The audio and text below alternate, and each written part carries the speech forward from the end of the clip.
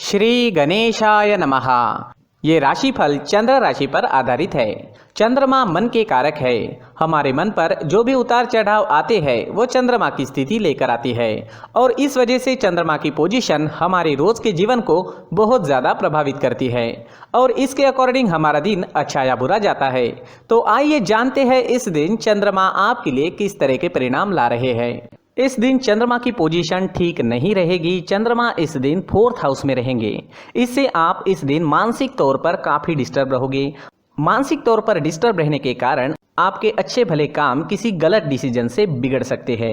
इसलिए इस दिन आपको महत्वपूर्ण निर्णय लेने से बचना चाहिए और कहीं निवेश करना है तो जोखिम नहीं उठानी चाहिए। अगर आप निवेश करना ही चाहते हैं, आपको जोखिम उठाना जरूरी है तो किसी विश्वासु व्यक्ति से सलाह मशवरा जरूर करें। इस समय में सिर में दर्द, शिकायत या फिर कामों में मन ना लगने की शिकायत भी रह सकती है। इस दिन ग्रह नक्षत्र उतने बुरे भी नहीं है, लेकिन मानसिक परेशानियां गलतियां करवा सकती है।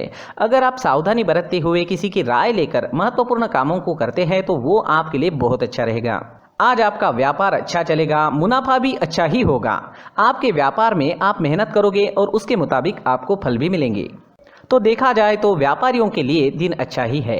इस दिन आप शॉपिंग कर सकते हैं, बड़ी खरीदारी भी कर सकते हैं। इन सब चीज़ों के लिए समय अच्छा है। अगर नौकरी पेशा लोगों की बात करें तो नौकरी पेशा लोगों के लिए भी समय अच्छा रहेगा। आपके बॉस और आपके सहयोगी आपसे खुश रहेंगे, आपका सहयोग भी करेंगे, लेकिन फिर भी वाद विवाद होने की संभावना बनी हुई है। आपको इस दिन ज़्यादा से ज़्यादा अपने कामों में बिजी रहना है। ज़्यादा बातें ना करें, अपने काम से काम रखें तो ज़्यादा अच्छा रहेगा। इस दिन आपको अपने काम के क्षेत्र में कर्म ज़्यादा करना होगा, लेकिन उसका रिजल्ट भी आपके लिए अच्छा ही रहेगा। आर्थिक स्थिति के हिसाब से ये दिन आपके लिए अच्छा है। आपकी आर्थिक स्थिति इस समय में मजबूत रहेगी। इस समय में अगर आप नौकरी ढूंढ रहे हैं तो आपको मन मुताबिक जॉब भी मिल सकती है, लेकिन प्रयास करना पड़ेगा। इस समय में आपको आपके कर्म के ही फल मिलेंगे, बिना कर्म किए फल नहीं मिलेगा। इस समय में जो लोग अपनी जन्मभूमि से दूर हैं उन्हें अच्छे लाभ मिलेंगे। जितना ज़्यादा जन्मभूमि से आप दूर रहेंगे उतना ज़्यादा अच्छा फल आपको प्राप्त हो सकता है। अगर स्टूडेंट्स की बात करें तो स्टूडेंट्स आज थोड़े डिस्टर्ब रह सकते हैं। पढ़ाई में मन ना लगने की शिकायत रह सकती है। मन में कई प्रकार के विचार आ सकते हैं। मन भटकने की भी पूरी संभावना रहेगी। इस समय में हल्का भोजन करना आपके लिए अच्छा रहेगा और अगर तनाव महसूस हो तो 1-2 मिनट तक डीप ब्रीदिंग जरूर करें। इससे तनाव को दूर करने की कोशिश की जा सकती है। दोस्तों, इस समय में अगर मैरिड लाइफ की बात करते हैं तो मैरिड लाइफ बढ़िया रहेगी। एक दूसरे के बीच प्यार बढ़ेगा, अच्छा तालमेल रहेगा, घर में खुशनुमा माहौल रहेगा, दिन काफ़ी अच्छा जाएगा। अगर पर्सनल लाइफ की बात करें, लव लाइफ की बात करें तो लव लाइफ के लिए भी दिन बहुत अच्छा रहेगा। अपने पार्टनर को हमेशा खुश रखने की कोशिश जरूर करें और ध्यान रहे कि आपकी किसी गलत हरकत से पार्टनर को दुख ना पहुंचे। वो रिश्ते असल में रिश्ते होते हैं जहां सच्चा प्यार होता है और जहां सच्चा प्यार होता है वहां खुद से ज़्यादा अपने पार्टनर की चिंता होती है और वो रिश्ते आसानी से टूट भी नहीं सकते और ये चीज़ें अपने आप होती है। आज के दिन आपका स्वास्थ्य अच्छा रहेगा, शारीरिक तौर पर बहुत अच्छा रहेगा, लेकिन मानसिक तौर पर कमज़ोर हो सकता है। इस दिन आप छोटी सी बात पर भी भड़क सकते हैं, आप झगड़ा कर सकते हैं, लेकिन ये चीज़ें तात्कालिक है। इन सब चीज़ों पर ध्यान ना दें, इन्हें ज़्यादा सीरियसली ना लें। थोड़ा ध्यान ज़रूर रखें ताकि आपके हाथ से कोई बड़ा नुकसान ना हो। आज के दिन के लिए सफ़ेद रंग का इस्तेमाल करना आपको बहुत अच्छा रहेगा और 2 नंबर इस दिन आपके लिए लकी साबित हो सकता है। दोस्तों, इस दिन कुछ उपाय करें तो ज़्यादा अच्छा रहेगा। जैसे चंदन या केसर का तिलक अपने माथे पर आप लगाते हैं तो आप शांत रहोगे, झगड़े होने के कोई चांसेस नहीं रहेंगे, दिन काफ़ी अच्छा जाएगा। साथ ही मंदिर में 1 रुपये का सिक्का जरूर डालें और भगवान से आपके लिए और आपके अपनों के लिए प्रार्थना जरूर करें। दोस्तों, प्रार्थना में काफ़ी शक्ति होती है। अपनी प्रार्थना पर हमें विश्वास होना चाहिए। दोस्तों, ये राशिफल चंद्र राशि पर आधारित है, लेकिन कभी कभी हमारी पर्सनल कुंडली में बाकी ग्रहों की पोजीशन कुछ इस तरह की होती है कि आपके राशिफल परिणाम में बदलाव दिख सकता है। इसलिए राशिफल को एक मार्गदर्शन के तौर पर लिया जाए तो ज्यादा अच्छा रहेगा। दोस्तों, सभी राशि के लोगों के लिए जीवन में आगे बढ़ने के लिए कुछ जरूरी बातें वीडियो में आगे बताई गई है, तो वीडियो आगे जरूर देखें। नमस्कार दोस्तों, व्यक्ति को अपने जीवन में सफल होने के लिए मेहनत के साथ साथ भाग्य का साथ होना भी बहुत ही आवश्यक होता है। अगर व्यक्ति का भाग्य उसका साथ देता है तो कम मेहनत में ही अधिक सफलता प्राप्त होती है, परंतु कई बार ऐसा देखा गया है कि व्यक्ति के जीवन में कई ऐसी घटनाएं घटित होती है जिसकी वजह से उसको बहुत सारी परेशानियों का सामना करना पड़ता है और इस स्थिति में व्यक्ति को बिल्कुल भी समझ नहीं आता कि ऐसा क्यों हो रहा है। दरअसल आपके घर में ही कुछ ऐसी चीजें होती है जो हमारे भाग्य को प्रभावित करती है, हमारे जीवन को प्रभावित करती है और उन चीज़ों के आसपास होते हुए भी हमें वो चीज़ें नज़र नहीं आती। वह चीज़ें हमारे चारों तरफ एक अजीब सा घेरा बनाकर रखती है, परंतु हम उसको नहीं देख पाते।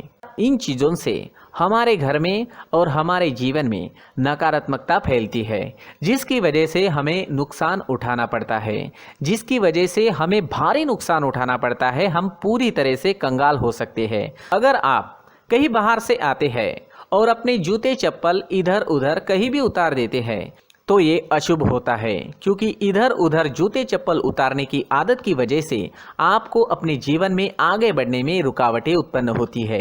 इससे उन्नति में बाधा आती है। इसलिए आप अपने जूते चप्पलों को उनकी जगह पर ठीक प्रकार से रखें। दोस्तों, काफ़ी लोगों को इस तरह की आदत होती है, कहीं से भी बाहर से आते हैं, कहीं भी जूते चप्पल फेंक देते हैं, कहीं पर भी उतार देते हैं। कुछ लोग तो घर के एंट्री के मेन डोर के सामने ही जूते या चप्पल डायरेक्टली उतार देते हैं। ये तो बहुत ही गलत है। साथ ही कुछ लोग जूते चप्पल उल्टे रख देते हैं, उस पर ध्यान नहीं देते। लेकिन इन चीज़ों पर ध्यान देना बहुत ज़रूरी होता है और जूते चप्पल हमारे जीवन को बहुत ज़्यादा प्रभावित करते हैं। दोस्तों, ध्यान रखें, जूते चप्पल हमेशा साफ सुथरे रखें और उनको उनकी जगह पर रखें। उनके लिए एक स्थान बनाएं, उस स्थान पर रखें। अगर कोई व्यवस्था उनके लिए की है तो बहुत ही अच्छी बात है, वहां पर उन्हें रखें, साफ सुथरा रखें। जूते चप्पलों को उनकी जगह पर कुछ इस तरह से रखें कि वो देखने में भी अच्छी लगे। अगर वो चीज़ें देखने में अच्छी लग रही है तो फिर उनसे निगेटिव एनर्जी उत्पन्न होने की संभावना बिल्कुल भी नहीं रहेगी। तो दोस्तों, इस बात का ध्यान ज़रूर रखें। साथ ही दोस्तों, एक और बात है जिस पर आपको ध्यान देना बहुत ज़रूरी होता है। हमारे घर के छत के ऊपर जिन चीज़ों का हमें काम नहीं होता है उन्हें हम घर के छत के ऊपर रख देते हैं।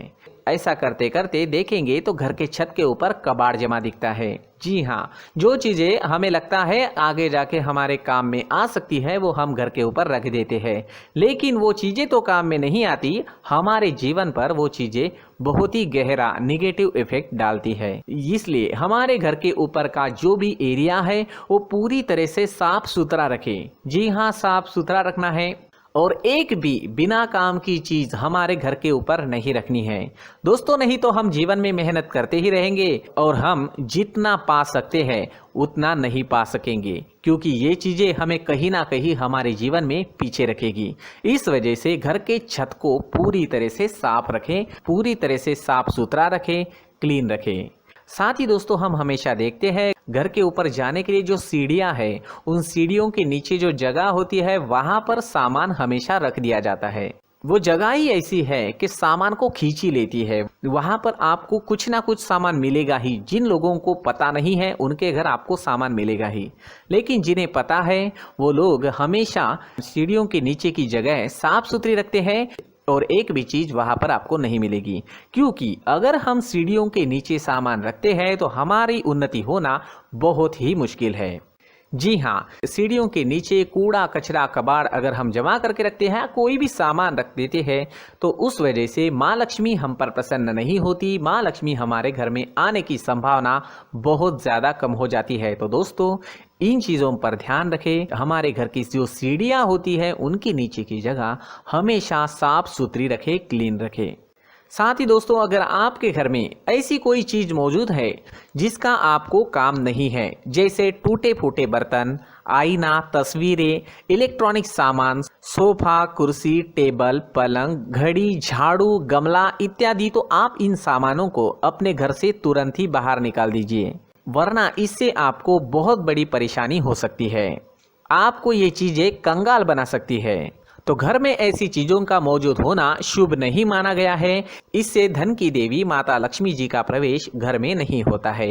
इन चीजों से आपके घर में नकारात्मक ऊर्जा का संचार होता है और जिस वजह से व्यक्ति को मानसिक समस्याओं का सामना भी करना पड़ता है। व्यक्ति के मन में चिड़चिड़ाहट होती है और छोटी छोटी बातों पर गुस्सा आने लगता है। आप जो भी कार्य करते हैं उसमें आपका मन नहीं लग पाता है। इस व्यक्ति का जीवन घर में मौजूद इन चीज़ों की वजह से अंधकार में डूबने लगता है। इसलिए आपको घर में बिना काम की चीज़ें, कूड़ा कचरा नहीं रखना है।